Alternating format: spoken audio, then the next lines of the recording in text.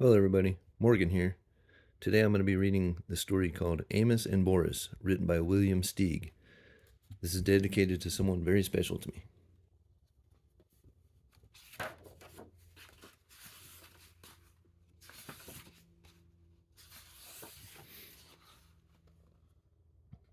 Amos, a mouse, lived by the ocean. He loved the ocean.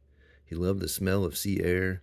He loved to hear the surf sounds, the bursting breakers, the backwashes with rolling pebbles.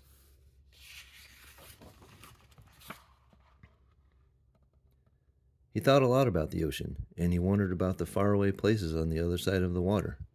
One day he started building a boat on the beach. He worked on it in the daytime, while at night he studied navigation. When the boat was finished, he loaded it with cheese, biscuits, acorns, honey, wheat germ, 2 barrels of fresh water, a compass, a sextant, a telescope, a saw, a hammer and nails, and some wood in case repairs should be necessary, a needle and thread for mending of torn sails, and various other necessities such as bandages and iodine, a yo-yo, and playing cards.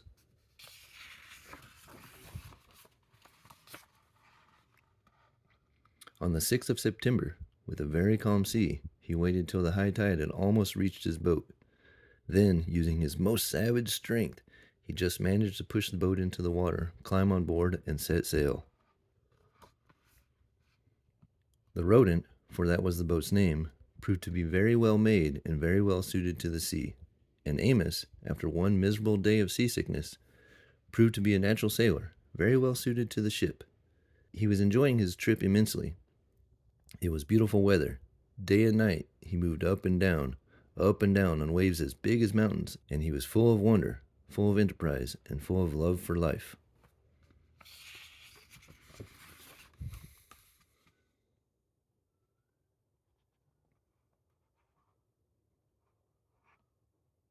One night, in a phosphorescent sea, he marveled at the sight of some whales spouting luminous water, and later, lying on the deck of his boat gazing at the immense starry sky, the tiny mouse Amos, a little speck of a living thing in a vast living universe, felt thoroughly akin to it all. Overwhelmed by the beauty and mystery of everything, he rolled over and right off the deck of his boat and into the sea.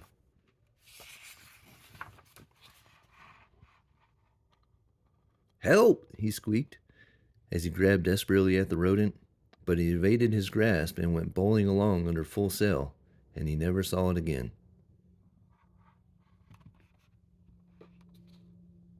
And there he was. Where?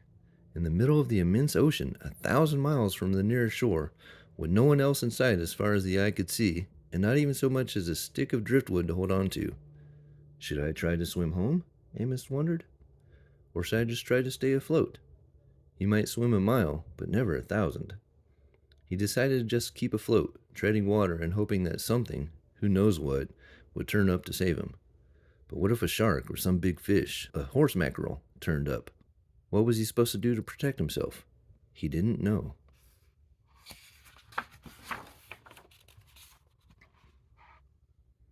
Morning came, as it always does. He was getting terribly tired. He was a very small, very cold, very wet, and worried mouse. There was still nothing in sight but the empty sea. Then, as if things weren't bad enough, it began to rain. At last the rain stopped, and noonday sun gave him a bit of cheer and warmth in the vast loneliness. But his strength was giving out. He began to wonder what it would be like to drown. Would it take very long? Would it feel just awful? Would his soul go to heaven? Would there be other mice there?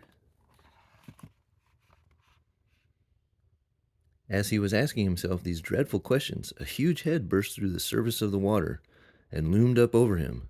It was a whale. "What sort of fish are you?" the whale asked. "You must be one of a kind." "I'm not a fish," said Amos. "I'm a mouse, which is a mammal, the highest form of life. I live on land." "Holy clam and cuttlefish," said the whale. "I'm a mammal myself, though I live in the sea. Call me Boris," he added.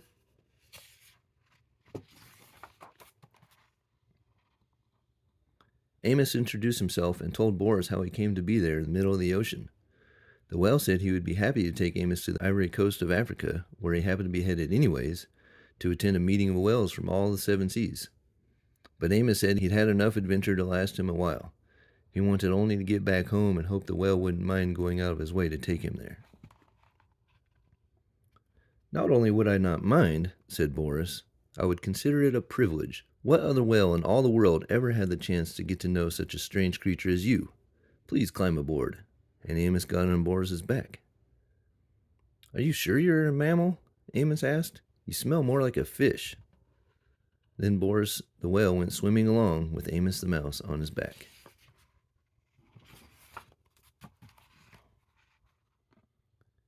What a relief to be so safe, so secure again. Amos lay down in the sun, and being worn to a frazzle, he was soon asleep.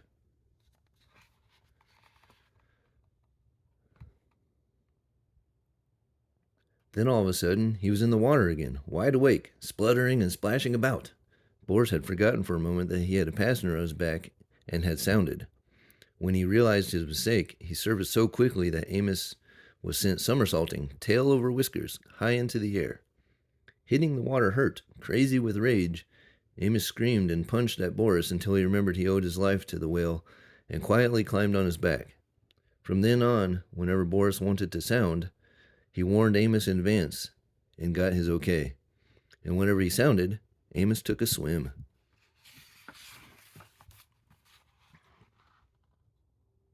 Swimming along, sometimes at great speed, sometimes slowly and leisurely, sometimes resting and exchanging ideas, sometimes stopping to sleep, it took them a week to reach Amos's home shore. During that time, they developed a deep admiration for one another. Boris admired the delicacy, the quivering daintiness, the light touch, the small voice, the gem-like radiance of the mouse. Amos admired the bulk, the grandeur, the power, the purpose, the rich voice, and the abounding friendliness of the whale. They became the closest possible friends. They told each other about their lives, their ambitions. They shared their deepest secrets with each other.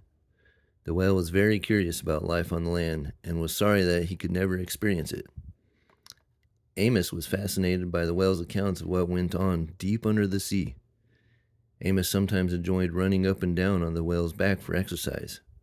When he was hungry, he ate plankton. The only thing he missed was fresh, unsalty water.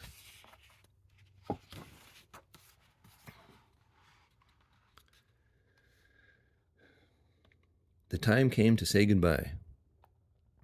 They were at the shore. "I wish we could be friends forever," said Boris. "We will be friends forever, but we can't be together. You must live on land, and I must live at the sea. I'll never forget you, though." "And you can be sure I'll never forget you," said Amos. "I will always be grateful to you for saving my life, and I want you to remember that if you ever need my help, I'd be more than glad to give it." How he could ever possibly help Boris, Amos didn't know, but he knew how willing he was. The whale couldn't take Amos all the way into the land. They said their last goodbye, and Amos dove off Boris's back and swam to the sand. From the top of the cliff, he watched Boris spout twice and disappear. Boris laughed to himself. "How could that little mouse ever help me? Little as he is, he's all heart. I love him, and I'll miss him terribly." Boris went to the conference off the Ivory Coast of Africa, and then back to the life of whaling about, while Amos returned to his life of mousing around, and they were both happy.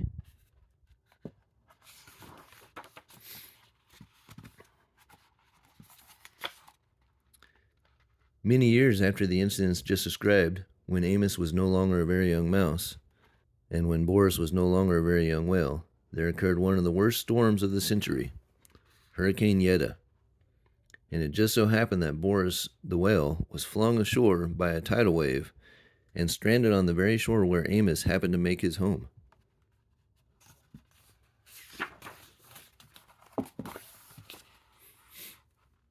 It also just so happened that when the storm had cleared up and Boris was lying high and dry on the sand, losing his moisture in the hot sun and needing desperately to be back in the water, Amos came down to the beach to see how much damage Hurricane Yetta had done. Of course, Boris and Amos recognized each other at once. I didn't have to tell you how these old friends felt, meeting again in this desperate situation. Amos rushed towards Boris. Boris could only look at Amos.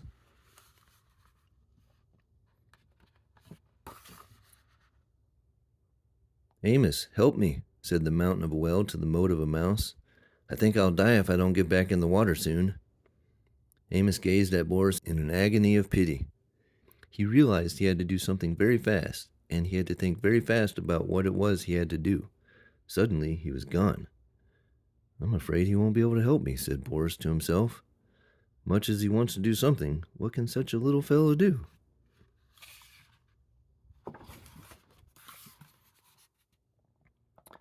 Just as Amos had once felt, all alone in the middle of the ocean, Boris felt now, lying alone on the shore. He was sure he would die. And just as he was preparing to die, Amos came running back with two of the biggest elephants he could find.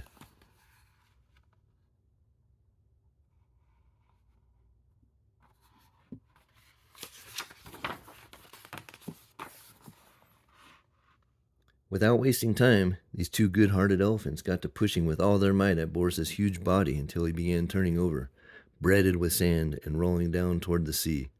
Amos, standing on the head of one of the elephants, yelled instructions, but no one heard him.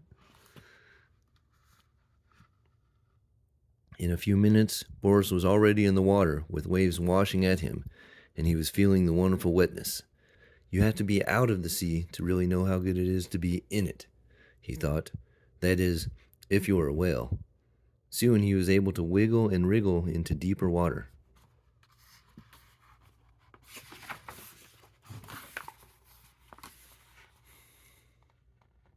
He looked back at Amos on the elephant's head. Tears were rolling down the great whale's cheeks. The tiny mouse had tears in his eyes, too. Goodbye, dear friend, squeaked Amos. Goodbye, dear friend, rumbled Boris, and he disappeared into the waves. They knew they might never meet again. They knew they would never forget each other. That's the story of Amos and Boris. Thanks for joining me. You guys have a wonderful day.